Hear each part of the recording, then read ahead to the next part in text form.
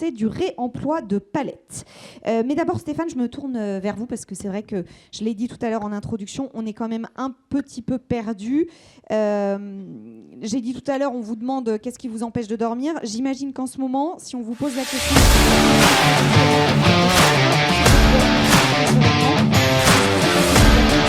de la CSRD, on a eu notre commissaire européen Stéphane Séjourné qui a jeté le trouble en évoquant d'abord une possible suppression du reporting extra-financier. Avant de revenir sur ses propos, on lit que la France plaiderait pour un report. On en est où, Stéphane, très concrètement? Voilà, la photo, c'est quoi? Bonjour à toutes et à tous. Enfin, ce qu'on pourrait dire tout de suite, c'est que l'urgence, ça va être d'attendre le 26 février. Donc il est urgent d'attendre là. Ouais. C'est pas dans très longtemps, cela dit, 26 février. Oui, c'est bientôt. Hein. Parce que qu'est-ce qui se passe le 26 février? Donc la Commission européenne va proposer une loi omnibus, qui est une révision de certains des textes historiques du Green Deal européen, notamment la CSRD, la taxonomie et la CS3D, qui est le devoir de vigilance. On peut dire que, évidemment, la CSRD ne devrait pas disparaître. Hein. C'est plutôt on va vers une simplification du texte, ce qui est plutôt, on s'accorde à dire que c'est plutôt une bonne chose. Après, reste à savoir comment va se traduire cette simplification, et en espérant qu'il reste l'essence même de ce texte, qui est quand même l'exigence et la transparence. C'est ce qu'on attend. Mais moi, je fais partie de ceux qui pensent qu'en fait, elle ne peut pas disparaître, la CSRD. Et qu'à regarder aujourd'hui les grandes entreprises qui commencent à publier leur rapport de durabilité. Elles montrent la voie. Elles vont inciter, elles vont pousser les autres entreprises à suivre le mouvement, en fait. Hein. Et donc, on va être dans cette compétitivité. Inexorablement là-dessus, je pense qu'il n'y a pas de retour en arrière. Tout le monde a conscience de ce que représente la CSRD, qu'on le veuille ou non. C'est un outil dont on a besoin aujourd'hui pour justement atteindre ce que disait Charlie, cette régénération. Alors, pas à tous les niveaux, en tout cas de transformer ces modèles d'affaires. Pour autant, une simplification ou en tout cas peut-être une variabilité en fonction de la taille des entreprises, ça vous semble quelque chose qui serait envisagé ou qui serait souhaitable? Oui, à voir. Il faut effectivement que les entreprises, que ça soit réfléchi en fonction des besoins et des contraintes de l'entreprise, quoi. On ne peut pas demander à une ETI de 300 salariés le même niveau d'exigence qu'à un grand groupe de 10 000 salariés, qui n'a pas les mêmes moyens humains, etc. Donc, et après, moi, je suis plutôt aussi optimiste quand je vois à l'échelle de notre territoire le nombre d'entreprises qui sont déjà engagées, qui ont depuis un an, qui ont lancé le projet de la CSRD, ou même ces dernières semaines. Et malgré tous ces effets d'annonce, il n'y en a aucune qui s'est arrêtée. Vraiment, elle continue. Enfin, Renault qui a démarré le projet il y a quelques semaines. Enfin, tu t'es arrêté? Tu t'es dit non. Voilà. En fait, les entreprises, elles comprennent aujourd'hui ce qu'apporte la CSRD comme une vraie opportunité de transformation du business. Et les financeurs leur rappellent aussi. Enfin, on en parlera tout à l'heure lors d'une table ronde, mais cette pression-là ou ces attentes-là ou ce questionnement-là, lui, il disparaît pas non plus. Ouais. CSRD ou pas CSRD, ou modification, mais... Oui, absolument. Enfin, si on va si j'allais à l'extrême de scénario catastrophe de la CSRD qui serait vraiment très mise à mal, je pense que ça ne changerait pas les attentes des acteurs financiers aujourd'hui. Hein. Enfin, je pense que Diane en parlera tout à l'heure lors de sa table ronde, mais l'impact négatif le plus significatif des banques, c'est quand même leurs investissements. Donc aujourd'hui, est-ce qu'elles vont prendre des risques, continuer à prendre des risques en finançant des activités qui ne sont absolument pas durables? Je pense qu'elles vont quand même continuer à imposer, à exiger des critères ESG, des notations, de façon à orienter leur financement vers des activités durables. Enfin, c'est le sens de l'histoire, quoi. Donc, on ne lève pas le pied, on attend le 26 février, mais on n'appuie pas sur le frein. D'autant que vous l'avez dit, bon nombre d'entreprises ont déjà engagé des moyens humains, des moyens financiers. Et puis, vous l'avez dit aussi d'un mot, mais j'aimerais bien qu'on insiste là-dessus. Ce rapport, cette directive CSRD, les entreprises peuvent en faire une opportunité. Ouais, alors juste, je voulais finir sur le premier. Moi, mon dernier mot sur la polémique autour, c'est qu'il faut surtout dépolitiser le débat, parce qu'en fait, c'est un sujet économique. Hein.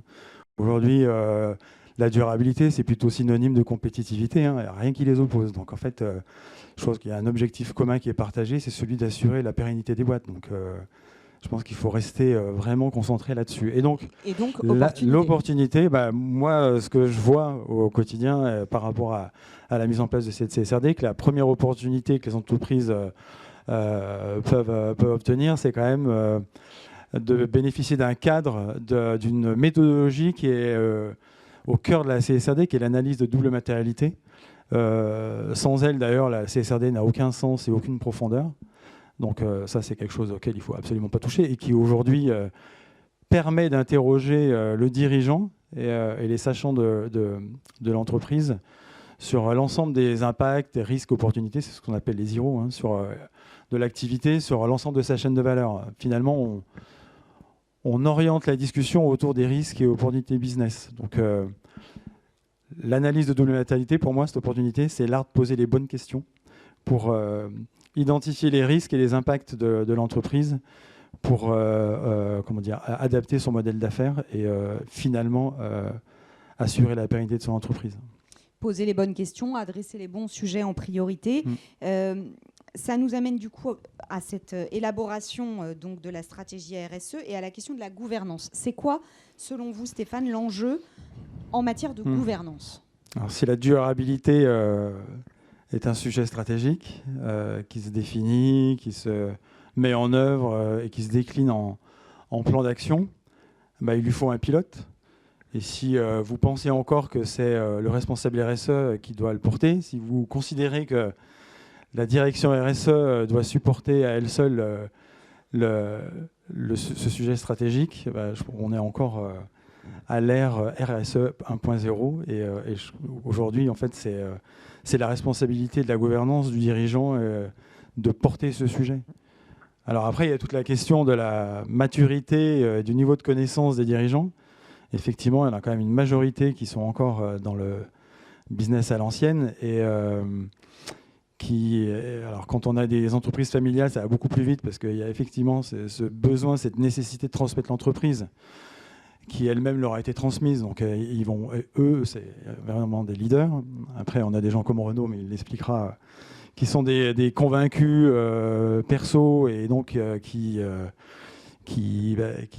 incarne cette stratégie.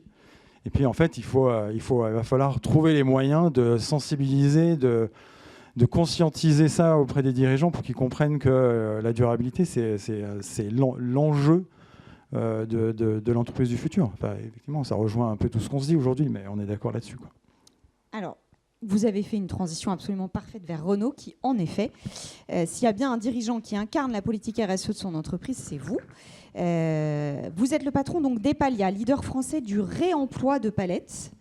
On est donc dans le secteur de la manutention et dans l'économie circulaire, puisqu'on parle bien de réemploi. Alors, vous allez nous expliquer concrètement comment ça fonctionne, mais c'est vrai que déjà, on peut se dire que votre business, a priori, il est 100% RSE compatible et que finalement, voilà, c'est facile pour Epalia. Alors, c'est probablement beaucoup plus facile que pour certains autres, mais c'est pas pour. On est RSE compatible de par notre activité, mais 100%, ce serait encore à travailler. On fait encore beaucoup de kilomètres on fait des millions de kilomètres en camion diesel pour livrer nos palettes, par exemple. Concrètement, ça fonctionne comment? C'est quoi le principe déjà du réemploi de palettes? Vous allez les chercher? Eh ben, je vais commencer peut-être par la présentation, parce que là, vous m'envoyez dans la piscine directement, j'ai même pas mis mes brassards. Ah bah non, voilà, on est comme ça. Donc, je suis effectivement le président d'Epalia. Notre core business, c'est le réemploi de palettes. Epalia, c'est 400 personnes, c'est une trentaine de sites en France. Et donc, notre activité principale, c'est d'acheter des palettes à ceux à qui elles ne servent plus, les reconditionner et les revendre. Ça, c'est vraiment le business historique. Et puis, on a ensuite monté des offres un petit peu plus élaborées qui vont jusqu'à la gestion de parcs de palettes consignées. En termes de data, pour Epalia, c'est 16 millions de palettes par an, par exemple, donc partout en France. Et ici, on est à Dessines et on est à Riom, à côté de Clermont-Ferrand. Voilà, ça, c'était pour la minute pub. Donc oui, RSE compatible, on a la chance d'avoir ça. Après, on doit travailler sur le comment on le fait. On pourrait dire qu'on n'a pas à questionner le quoi. On peut considérer qu'on est légitime à l'horizon ou au regard des limites planétaires. Par contre, on doit questionner quand même le comment. Parce que vous le disiez, en effet, au-delà de la palette, il y a le transport, il y a d'autres matières premières que vous utilisez. Mais vous me l'avez dit aussi quand on a préparé cette table ronde, avant d'agir, vous avez vraiment, vous, la conviction qu'il fallait que vous puissiez comprendre, connaître, acquérir des connaissances, des compétences pour poser une vision H3, si on reprend ce que Charlie nous a dit tout à l'heure. Et donc, vous avez notamment suivi le programme de la CEC, la Convention des entreprises pour le climat. Concrètement, ça se passe comment? Ça dure combien de temps pour celles et ceux qui peut-être ne connaîtraient pas la CEC? Alors, j'ai eu la chance, effectivement, de participer presque par hasard à la première session de la Convention des entreprises pour le climat. C'était en 2021. C'était une époque où on n'avait pas de responsable RSE et je me posais cette question-là. En se disant, mais bon, ok, RSE, on fait quoi? On commence par quoi? Et j'y allais un peu avec l'idée de, déjà, moi, je suis un champion parce que je suis dans l'économie circulaire, donc je vais vous en remontrer. Et puis, en même temps, je vais contribuer, ça m'intéressait bien, et je vais aussi apprendre et revenir avec une boîte à outils. C'était un peu l'idée. Pas du tout. Ça ne s'est pas passé comme ça. En fait, moi, je dis maintenant que je suis né en RSE avec la CEC. Parce qu'il y a une prise de conscience par ce parcours, alors qui dure 6 mois, qui embarque le dirigeant et un Planet Champion, pour ceux qui ne connaîtraient pas, et où on passe par différentes phases. C'est à la fois apprenant et mise en pratique. Il y a Arnaud qui est là, vous pourrez discuter également avec lui pendant les pauses si vous le souhaitez. Donc je dis que je suis né en RSE là parce que moi j'ai pris conscience au travers de ce parcours que en y allant, je me disais, je suis quelqu'un d'averti sur l'environnement, les problématiques écologiques, etc. Donc je suis quelqu'un d'éduqué à tout ça et je suis suffisamment informé. Mais j'avais la conviction aussi que le génie humain allait faire le reste et que oui, bientôt il y aurait peut-être plus de pétrole, mais qu'on allait trouver autre chose et que finalement alors je suis pas trop friedmanien, mais quand même, mon confort à moi n'allait pas être impacté et puis les entreprises allaient pouvoir continuer à prospérer. Et en fait, je me suis rendu compte que, et ça ce sont des faits, ce ne sont pas des impressions, la déplétion des ressources, on y va à vitesse grand V, les écosystèmes, les services écosystémiques, etc., se dégradent. J'allais dire jour après jour. Malheureusement, non, on ne le voit pas jour après jour, mais se dégrade à grande vitesse, etc. Et que donc, il y a un enjeu de vitesse de la vague qui nous arrive dessus que j'ai pris conscience à ce moment-là. Et non seulement la vague va très vite, mais en plus, elle est très très haute. Et donc là, ça bouleverse complètement et on se dit, on ne peut pas aller du green vers le sustainable, ça ne va pas suffire en fait. Je partage complètement ça. Et après, c'est comment on fait, quoi. Alors, dans les tips, moi, que j'ai bien aimé dans ce parcours-là, c'est la représentation de la RSE. Moi, je suis parti là-bas avec une représentation, les 3 cercles, hein, l'environnement, la finance, le social, sociétal, et puis la RSE, c'est l'intersection des 3. Et puis, vous mettez un DAF, un responsable RSE, et puis un DRH, et puis ça va bien se passer, ils vont vivre leur vie, et l'entreprise va pouvoir continuer à vivre. Et en fait, la représentation que j'ai beaucoup appréciée, moi, c'est que ce sont plutôt des cercles concentriques.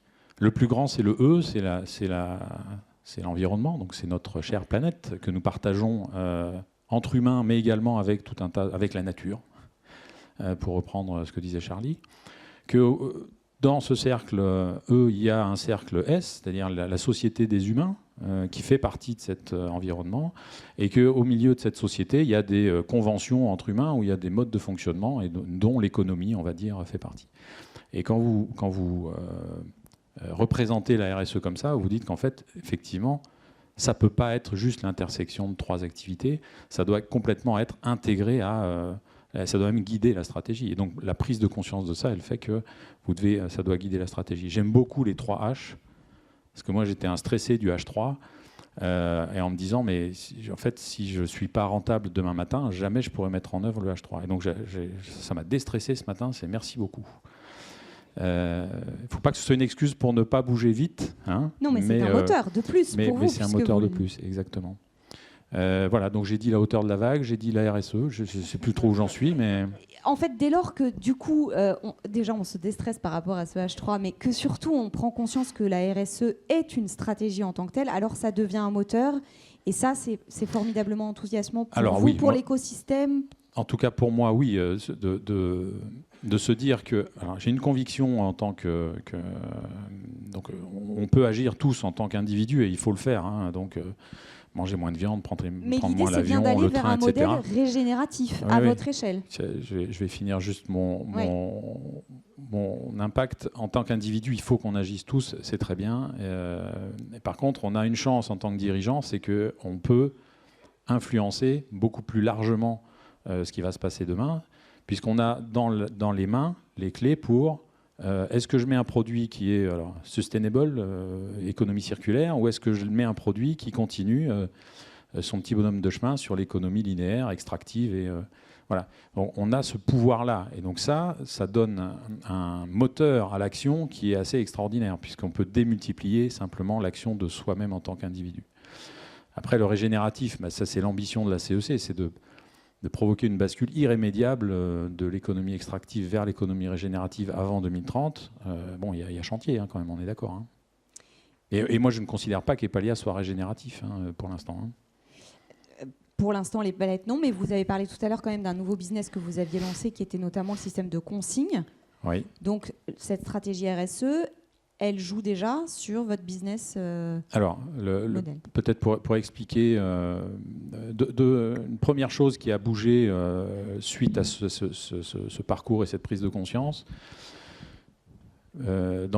toutes les palettes qu'on reçoit, on ne peut pas toutes les remettre en état. Il y en a qui sont vraiment rincées ou il y en a pour lesquelles il n'y a pas de second marché. Et donc, ce qu'on est en train d'expérimenter, c'est qu'on les démonte et on refabrique des palettes neuves avec du bois d'occasion, enfin, voilà, au lieu de faire du déchet. Donc, c'est d'aller un petit peu plus loin.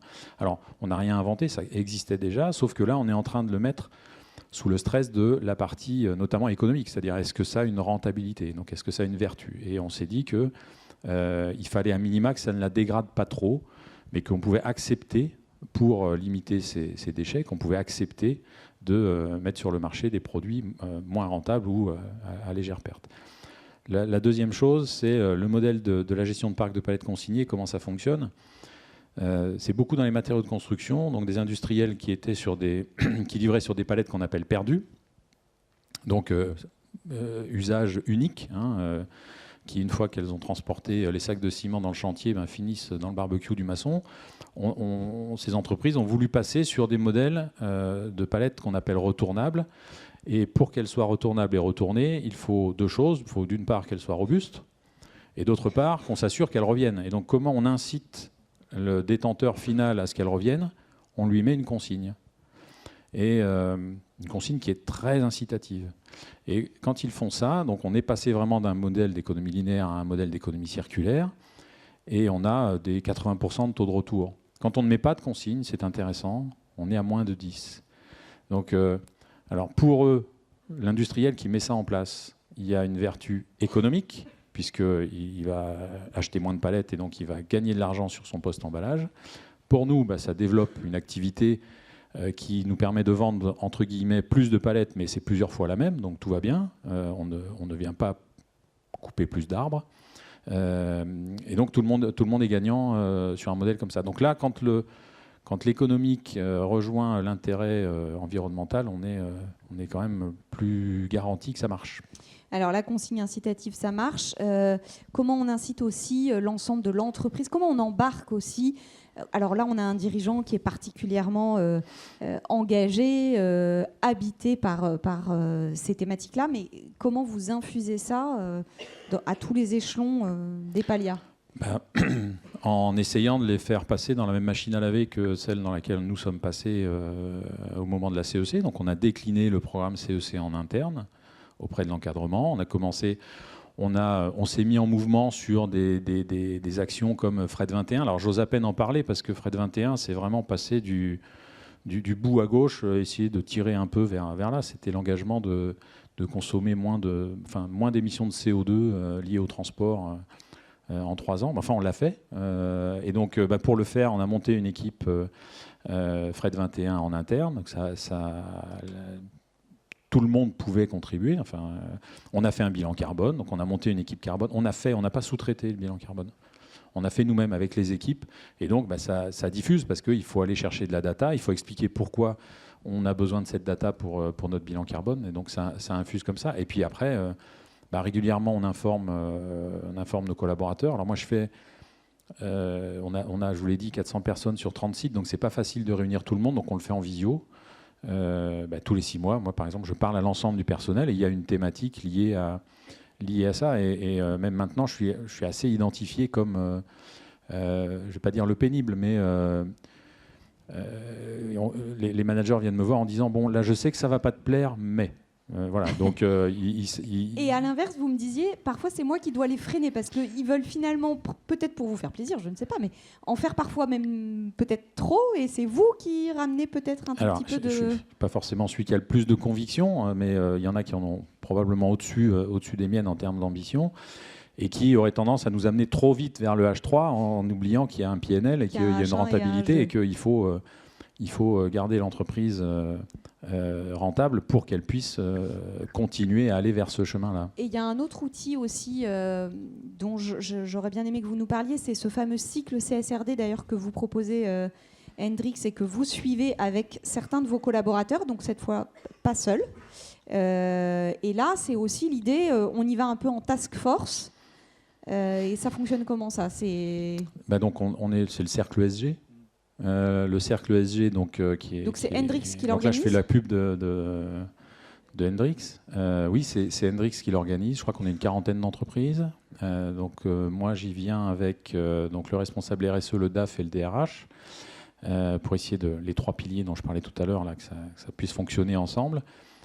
Et moi, je participe tous les mois, tous les 2 mois toutes les 6 semaines, je crois. Okay. On a des travaux en commun, et notamment beaucoup de retours d'expérience. Et comme il y en a qui sont beaucoup plus avancés que nous, c'est très bien, parce qu'au moins on voit les écueils et les bonnes pratiques, notamment. Et moi, l'idée de participer à ça à titre personnel, c'est de comprendre qu'est-ce qu'il y a là-dedans. C'est toujours la même idée. Et qu'est-ce qu'on va pouvoir en faire pour aligner la stratégie de l'entreprise avec ça. Ce n'est pas simplement de se conformer à une réglementation, c'est qu'est-ce qu'on peut tirer de bénéfique pour aligner la vision, la stratégie, etc. Et de toute façon, un des axes de la CEC, c'était compter ce qui compte vraiment. Donc, donc c'est la comptabilité extra-financière ou triple capital ou que sais-je. Et donc là aussi, je disais, mais comment on va appréhender ce truc-là? Par où on l'attaque? Et finalement, la CSRD, c'est un très bon moyen de rentrer dedans. Et en plus, on y est contraint, donc on va aller plus vite que si on l'avait décidé tout seul. Mais alors on le voit, il y a vraiment un enjeu vraiment de compréhension de ces enjeux. J'imagine, dans les entreprises que vous accompagnez, Stéphane, est-ce que tous les dirigeants sont d'aussi bons élèves que Renault? Non, tout le monde n'a pas la chance d'avoir un dirigeant comme Renault. Alors, je ne sais pas si j'en connais plusieurs dans la salle qui représentent des entreprises avec des dirigeants qui sont quand même relativement engagés. Je ne sais pas s'il est du groupe Lépine.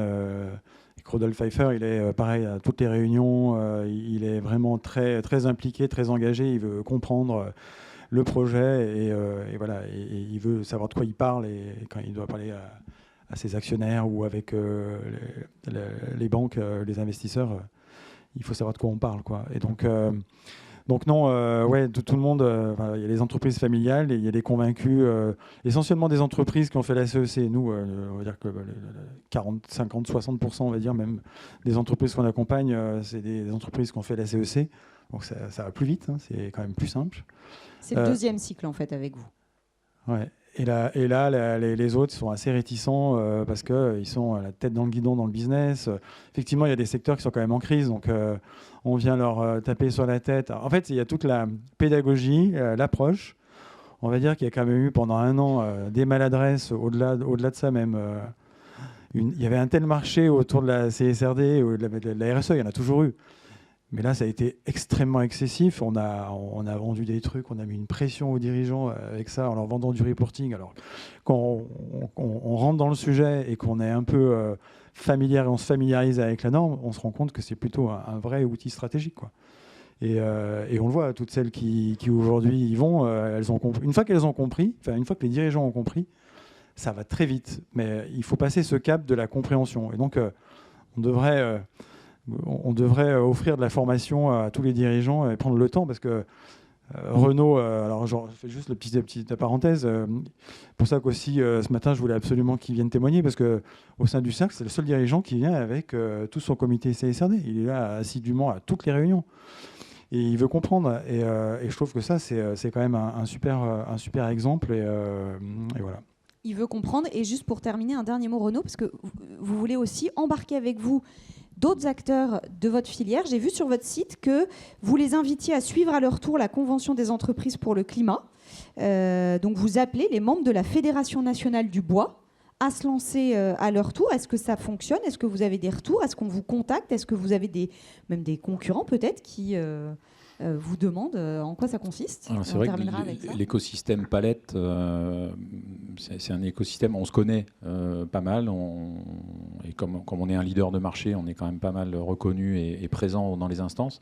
Et donc moi j'ai organisé, pendant le parcours CEC, j'ai organisé une déclinaison de ça auprès des acteurs de la palette français.